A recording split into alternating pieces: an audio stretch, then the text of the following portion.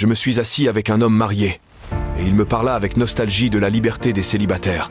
Puis je me suis assis avec un célibataire, et il m'enviait la stabilité des couples mariés. J'ai parlé avec un riche, il aspirait à la simplicité des pauvres. Et j'ai parlé avec des pauvres. Ils rêvaient de richesse et maudissaient leur pauvreté. J'ai échangé avec un intellectuel. Il se plaignait de la difficulté de vivre avec sagesse dans un monde d'ignorance.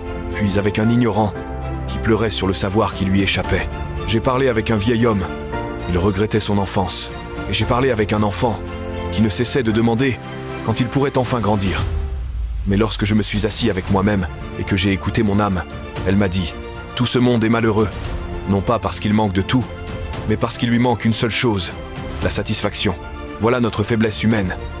Nous désirons toujours ce que nous n'avons pas, en idéalisant la vie des autres et en oubliant les bénédictions de la nôtre. Morale, le bonheur ne se trouve pas dans ce que l'on attend, ni dans ce que possèdent les autres. Il se trouve dans la gratitude et la satisfaction pour ce que l'on a déjà. Si tu choisis la gratitude plutôt que l'envie, écris en commentaire « Je suis reconnaissant ». Partage cette histoire pour rappeler que la vraie richesse est dans le contentement du cœur.